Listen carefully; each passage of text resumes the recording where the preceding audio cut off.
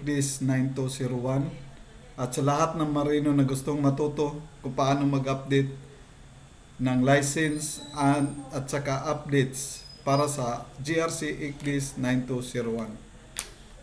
How to install license permit and updates ENC, EBCS and EIO. Number 1, click menu. Ang click menu ay makikita natin sa bottom left corner.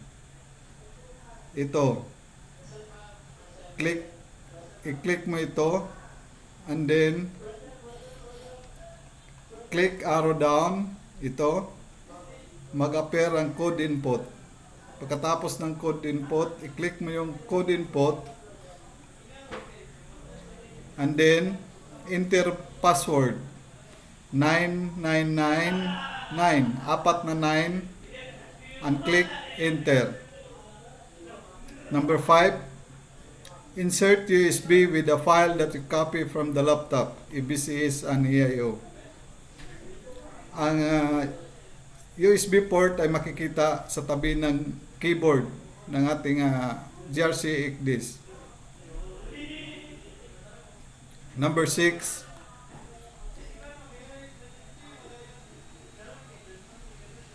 select chart maintenance. Pagkatapos mo ma-click yung enter, ganitong screen na mag-appear.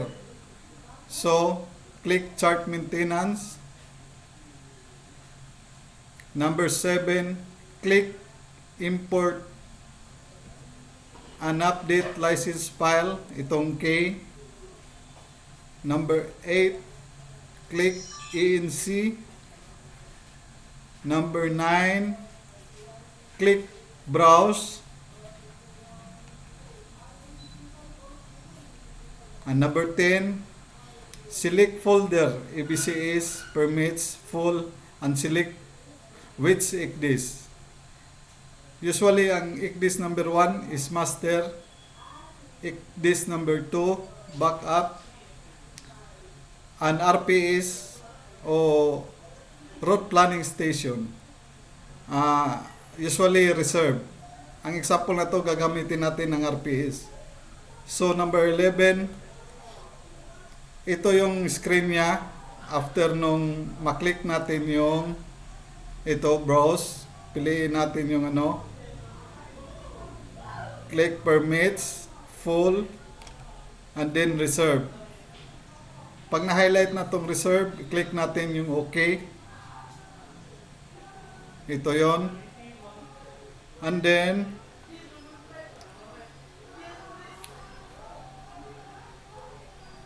we can click, pwede nating i-click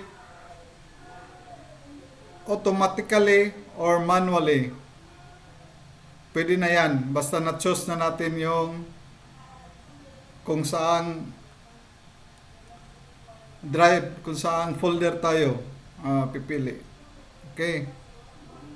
Next.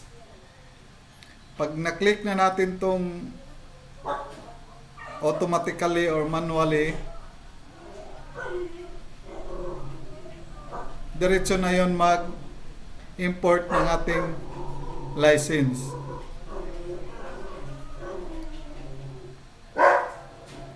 Pag nakita natin ang message na ito, import of sale permit file completed, i-click na natin yung home icon. Ito yon. So, after pagkatapos ng installation ng license, the next ang sunod na step natin ay i-install natin or i-import natin yung update charts and EIO. Number 15, import. Pag na-click na natin yung home, ito ang mag-a-appear. Babalik siya dito na ito na display. So number 15, import update charts. So click na natin tong parang disk na icon. Click ENC. The same. Click browse. Ito yon.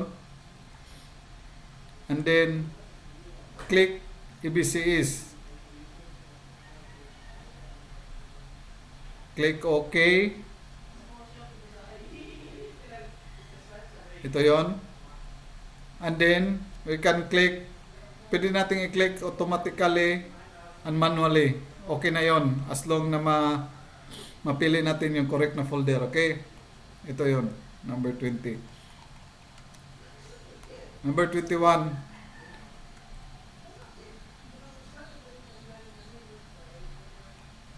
After na maklik natin tong dalawa na to, it's either automatically or manually, itong display ang mag-appear uli. So, do you import update all charts? Click all and mag-run na siya. Ito yon ang next na makikita natin sa display.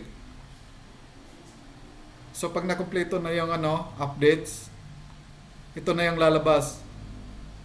Itong display na ito. So, 25 charts, completed import update, 25 charts, unable to import /update, 0 charts. Meaning, lahat ng update na pinasok natin ay na-import na natin. So, pagkatapos nito, sa EIO naman tayo. Note, import EBCs and EIO updates are the same procedure for EIO update.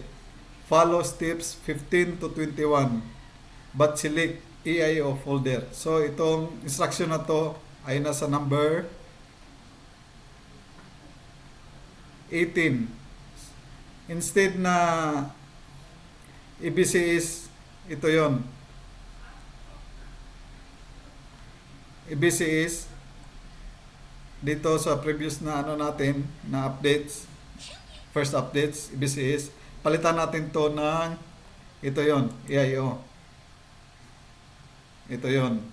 So, the same procedure, EIO, click OK. Pwede natin i-click automatically or manually. And then, lalabas uli yung ganito. All.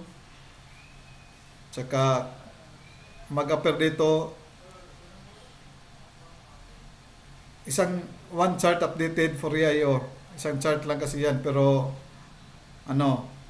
cover na yung buo. Cover na nito ang buong week. So, isang chart lang yung mag-appear dito. So, okay na yon. Import na natin yung updates ng EIO tsaka EBCs. Next, how to check ANC status and weekly updates.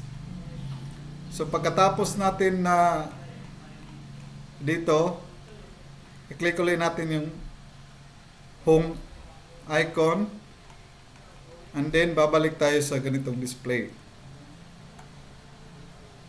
So, number 1, select check status. Use your status list and log. So, click natin to. Check. Number 2, check the chart or ANC you install. You can see in the status list the ANC by country, ANC code. Just select the ANC you wish to check. Letter B, log. You can see the latest installed and update ANC, EBCs, and EIO at the last page. Okay, ito yon. So, i-click natin yung check status. After itong display ang makikita natin. Itong ANC, sa baba nito, ito yung mga abbreviation ng country. So, kung anong chart gusto, ANC chart ang gusto mong i-check, i-click mo lang yun kung anong country. Katulad nito, CN, China, to Japan, GP, Korea. Makikita naman natin dito. So, i-click mo lang yan. Ito yon, dito yon sa status list. Pag i-click natin yung log, ito naman yung mag-appear. So, ito yung pinaka-last na update natin makikita dito. Okay. So makikita natin pag may error. Pag okay lahat, makikita naman din natin dito yung remarks niya. Completed, 25 charge, unable to import update, 0 charge. So pumasok lahat ng updates na in-install natin. So after na, kung gusto mo na natin mag-exit, click lang natin tong X and babalik sa ganitong display. So, click natin yung itong primary. Route planning, route monitoring, ICDIS. Okay. So, babalik na tayo sa main screen ng ICDIS. Ngayon, kung gusto naman natin i-check yung yung status ng charts natin, so balik tayo sa menu. Yung sa bottom left corner, nandun yung menu. Tapos select charts. Number 2. Number 3, click arrow down to next page. Number 4, select ANC update status report and tick the route filter box. So ito yung route filter box. Pag tanggalin natin to, lalabas dito lahat ng charge natin. Yung total charge natin dito, license o hindi license, nandyan lahat yan. Pero kung i-click natin yung route filter, ito lang yung mag-appear yung charge na ginagamit natin halimbawa sa route na ito. Okay? Kaya, total charge na kailangan natin is 100. Up-to-date charge is 100 over 100. Not up-to-date, 0 over 100. Withdrawn, 0 over 100. Unknown, 0 over 100. Ganito naman sa isang pangalawang sample natin, ito na display, itong route na to. Okay. So, ganun din sa summary ito. Pag i-click mo itong information, lalabas nito, mga additional information lang sa route mo. Tapos, kung ilang charge, ganun din to. Formation summary. Tsaka status report, ganun dito. Itong lahat na chart na nakikita natin, dito yon sa status report. Makikita natin lahat ng charts. Yun ang ilalagay natin sa ating voyage plan. Okay.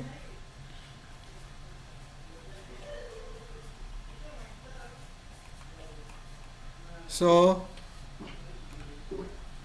pagkatapos natin ma-check, okay na, 0 lahat.